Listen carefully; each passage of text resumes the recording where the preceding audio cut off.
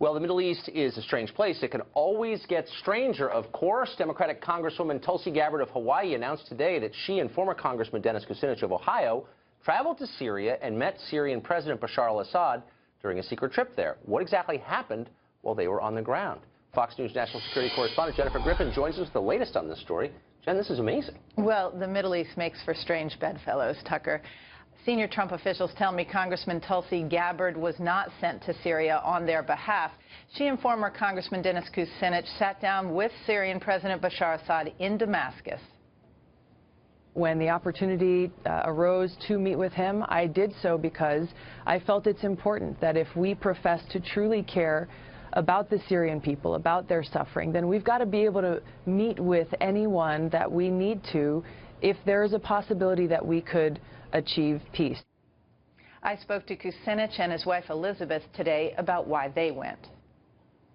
Did President Bashar Assad have a message for the American people or for the Trump administration?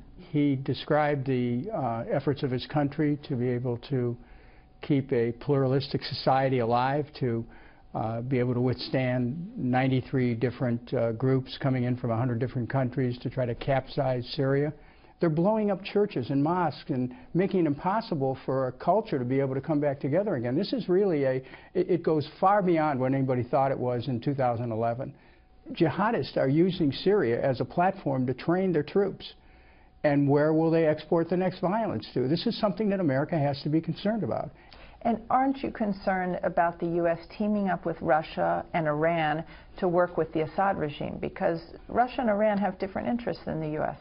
I actually believe that it's important that President Trump has moved forward to build a relationship with Russia. And if President Trump is able to reach a détente with Russia and to work with Russia to solve issues of regional security and international security, that can only work out to the benefit of the United States of America.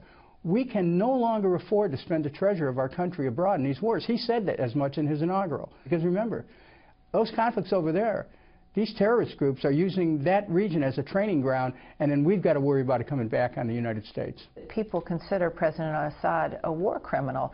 His regime and his military is responsible for nearly 500,000 deaths. How do you reconcile sitting with President Assad, who largely is viewed as a war criminal around the world? So here's the choice right now that the world has.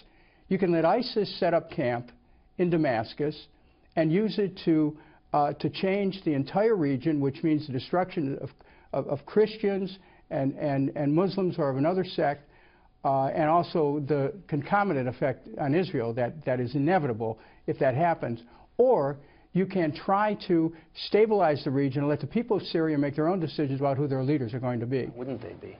Their trip was funded by the Arab American Community Center for Economic and Social Services, a nonprofit based in Cleveland.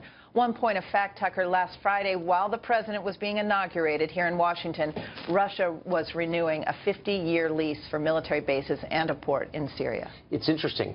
President Trump, as a candidate, expressed sympathy for the Christians in that country being slaughtered. They really are caught in the middle of it. And you wonder to what extent he agrees with Tulsi Gabbard's position on this. Well, it'll be interesting. It'll be interesting to see if the White House calls her in and asks her about the trip. Wouldn't surprise me at all. She's going to be a guest on the show later this week. I look forward to it. Jen, that was great. Thank you for that.